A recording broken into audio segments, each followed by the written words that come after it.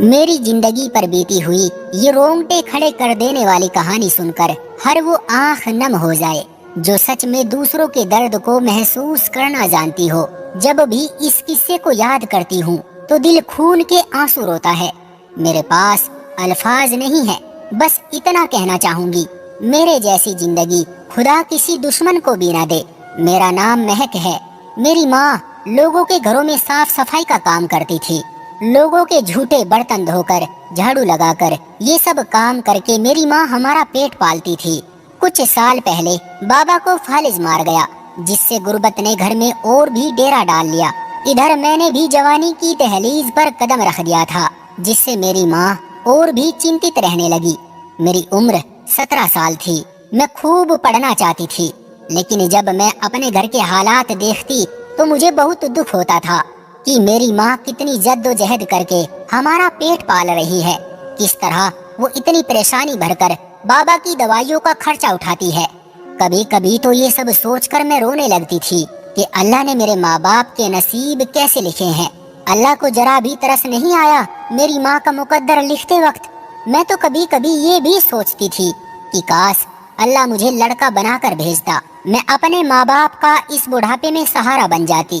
لیکن یہ تو صرف سوچنے کی بات ہے، ہوتا وہی ہے جو رب چاہتا ہے۔ 10ویں کلاس کے بعد میں نے اسکول چھوڑ دیا اور گھر کے کام کاج میں ماں کا ہاتھ بٹانے لگی۔ کبھی کبھی وہ مجھے بھی اپنے ساتھ کام پر لے جاتی۔ میں نے اپنا سارا بچپن ایسے ہی غربت میں گزارا۔ میں بہت ہی نرم اور نازک لڑکی تھی، دودھیا رنگ، نہایت ہی خوبصورت تھی۔ وقت گزرتا رہا، میں 20 سال کی ہو گئی۔ میری رنگت دیکھ کر رشتے آنے لگے، لیکن یہ کیا، سبھی کو خوبصورتی کے ساتھ ساتھ مال بھی چاہیے تھا، اور مال دینے کا بجٹ میری ماں کا بالکل نہیں تھا۔ ایک دن میرے لیے ایک ایسا رشتہ آیا کہ ماں نے جھٹ سے ہاں کر دی۔ میں حیران تھی کہ ماں ایسا کیوں کر رہی ہے۔ جب میں نے ماں سے پوچھا تو ماں نے بتایا کہ کوئی وقار نام کا لڑکا ہے، بہت اچھا لڑکا ہے، میرے ایک دوست کے جاننے والوں میں سے ہے۔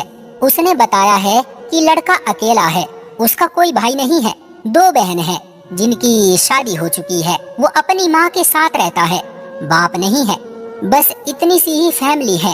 اگر تمہاری ادھر شادی ہو جائے تو مجھے امید ہے تم ہمیشہ خوش رہو گی۔ اچھے لوگ ہیں، دیکھے بھالے ہیں، مجھے تو اچھے لگے ہیں، باقی تم بتا دو تمہارا کیا خیال ہے۔ میں بھی سن کر خوش ہو گئی کہ شاید میری قسمت بدلنے والا کوئی آ چکا ہے۔ ان لوگوں نے بولا کہ ہم لوگ سادگی سے نکاح کر کے اپنی بچی کو لے جائیں گے، اور آپ لوگ دہیز وغیرہ کی ٹینشن مت لیجیے گا، ہمارے گھر میں اللہ کا شکر ہے ہر چیز موجود ہے۔ میری اماں بابا اس بات سے بہت خوش ہوئے کہ شکر ہے ان لوگوں نے دہیز نہیں مانگا، اگر مانگ لیتے تو ہم کدھر سے پورا کرتے۔ اس بات پر تو میں خود بھی بہت راضی تھی۔ نکاح کے لیے ان لوگوں نے صرف 1 ہفتہ دیا تھا۔ اتنی جلدی نکاح کرنا بھی کچھ سمجھ میں نہیں آیا تھا، لیکن خیر جیسے تیسے کر کے نکاح ہو گیا اور میں ان لوگوں کے گھر پہنچ گئی۔ گھر خوبصورت تھا، 3 منزلہ گھر، ماربل لگا ہوا تھا۔ میں دیکھ کر ایک لمحے کے لیے تو حیرت میں ہی پڑ گئی تھی۔ جب اپنے کمرے میں آئی تو وہ بھی اچھا سجا ہوا تھا۔ مجھے ایک لمحے کے لیے اپنی قسمت پر یقین ہی نہیں آ رہا تھا کہ میری قسمت بھی اس قدر اچھی ہو سکتی ہے۔ وقار بہت اچھے انسان تھے، اور سب سے بڑی بات میری ساس بہت اچھی تھی، مجھ سے بہت پیار کرتی تھی۔ شادی کو اتنے دن ہو چکے تھے، آج تک بھی میری ساس میرے بہت سارے کام خود ہی کر کے دیتی تھی۔ میں بہت خوش تھی کہ شوہر تو اچھے ملے ہی ہیں، ساس بھی بہت اچھی ملی ہے۔ جتنی ان لوگوں کی تعریف سنی تھی وہ تو بہت ہی کم تھی، یہ لوگ تو بہت زیادہ اچھے تھے۔ میں بہت خوش تھی، لیکن ایک بات میری ساس کی بہت عجیب تھی۔ صبح جب میرے شوہر اپنے کام پر چلے جاتے تو تھوڑی دیر میں میری ساس بھی بنا بتائے کہیں چلی جاتی تھی۔ کچھ دن میں نے کوئی سوال نہیں کیا، لیکن ان کا یہ روز کا کام دیکھ کر میں پریشان ہو گئی کہ آخر یہ جاتی کہاں ہے۔ ایک دن میں نے پوچھا تو بولی کہ میری ایک دوست ہے، ہمارے گھر سے تھوڑے فاصلے پر ہی رہتی ہے، ان کے پاس چلی جاتی ہوں، تھوڑا وقت اچھا گزر جاتا ہے۔ میں نے بھی ان کی اس بات پر یقین کر لیا۔ اب میں ان سے بالکل بھی نہیں پوچھتی تھی کہ وہ کہاں جاتی ہے۔ وہ شام میں جب گھر آتی تو آ کر خود ہی گھر کا سارا کام کرتی تھی اور مجھے کوئی کام نہیں کرنے دیتی تھی۔ वक्त ऐसे ही गुजरता रहा और एक दिन वो आया जब मुझे पता चला कि मैं माँ बनने वाली हूँ। मैं बहुत खुश थी, मेरे शौहर भी बहुत खुश हुए और सबसे बढ़कर मेरी सास भी बहुत खुश हुई। उन्होंने मेरा बहुत ख्याल रखा, मुझे कमी महसूस नहीं होने दी कि मेरी माँ मेरे पास नहीं है। वो मेरी माँ से बढ़कर मुझसे प्यार करती थी। और तो और वो मुझे रोजाना रात में खाना खिलाकर दूध का गिलास अपने हाथों से भरकर पिलाती और जब तक मैं सो न जाऊं वो पास बैठे मेरे सर पर हाथ फेरते रहती। 1 महीना ऐसे ही गुजर गया था। एक दिन अचानक मेरी तबीयत खराब हो गई। मेरे शौहर मुझे अस्पताल लेकर भागे। तबीयत इतनी खराब हो गई कि मुझे अपना बच्चा खोना पड़ा। ये सदमा लिए मैं 1 हफ्ता बिस्तर पर ही पड़ी रही। मेरे शौहर ने मुझे बहुत संभाला, मुझे बहुत दिलासा दी। मेरी सास ने भी मेरा बहुत ख्याल रखा। 1 हफ्ते बाद वापस पहले की तरह मैं अपनी जिंदगी में वापस आ गई। वक्त गुजरता गया। मैं अल्लाह से बहुत दुआएं करती थी, मेरी गोद को फिर पहले की तरह भर दे। मेरे शौहर भी मुझे बहुत दिलासा देते कि अल्लाह की रहमत से ना उम्मीद नहीं होते। कुछ दिन बाद फिर से अल्लाह ने मेरी दुआ सुन ली। मैं फिर से प्रेग्नेंट हो गई। मेरी खुशी का कोई ठिकाना न था और इस बार फिर 2 हफ्ते बाद ही मेरा हमल खराब हो गया। लेकिन हैरानी की बात ये थी कि मेरे शौहर और मेरी सास के व्यवहार में जरा भी बदलाव नहीं आया। मैं बहुत ही हैरान और परेशान थी। दिन यूं ही गुजरते रहे। मेरी तबीयत हमेशा खराब रहने लगी और मैं हर वक्त यही सोचती रहती कि आखिर मेरे साथ ये हो क्या रहा है। और सबसे बड़ी ताज्जुब की बात तो ये थी कि मेरी सास की मोहब्बत भी मेरे लिए कम नहीं हो रही थी। 3-4 बार मैं प्रेग्नेंट हुई थी, लेकिन हर बार ऐसे ही मेरा हमल खराब हो जाता था। मैं अब दिमागी तौर पर बीमार हो चुकी थी। तबीयत हर वक्त खराब रहने लगी। कुछ समझ नहीं आया कि मेरे साथ ये हो क्या रहा है और क्यों हो रहा है।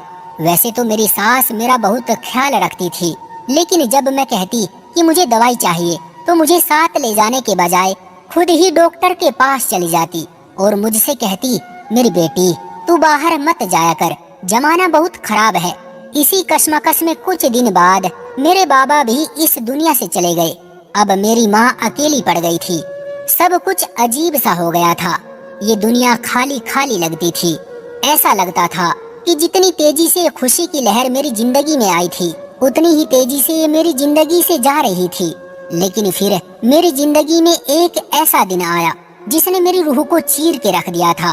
वो दिन मेरे लिए किसी कयामत से कम नहीं था।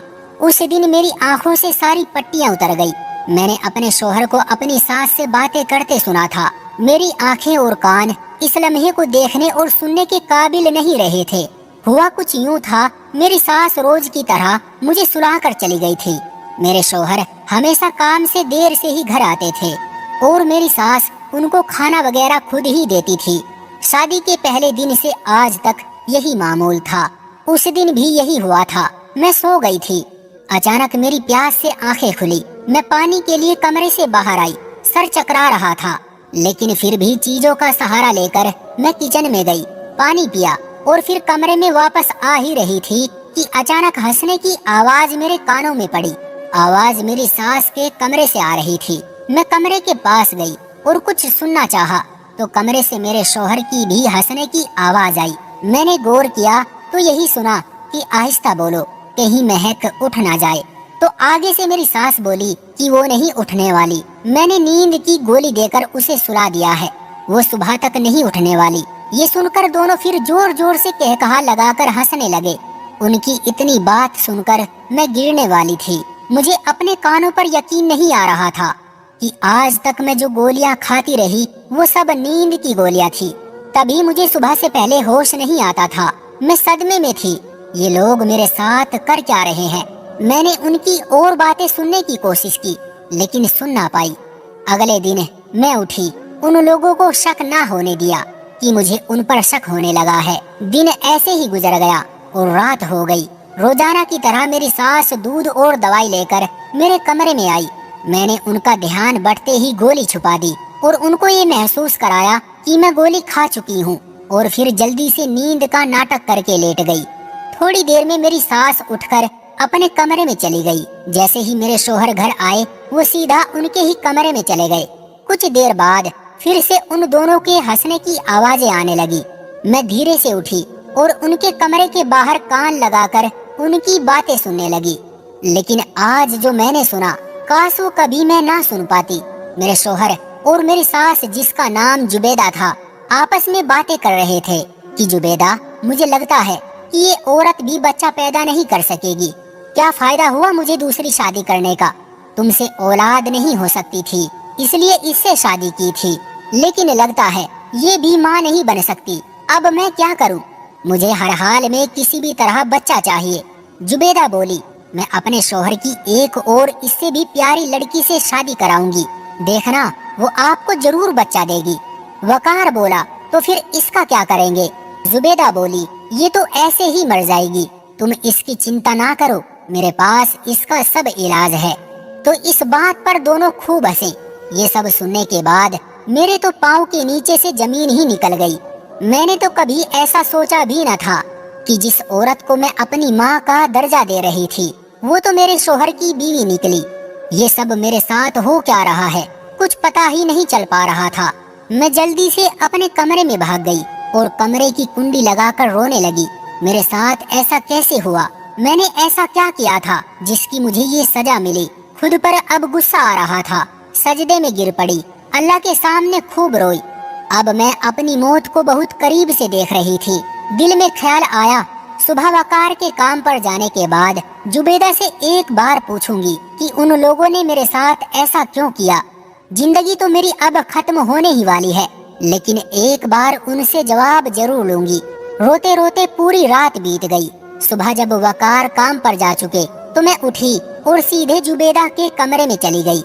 जुबेदा मेरी तरफ देखकर हैरान रह गई कि मैं ऐसे उसके कमरे में कैसे आ गई।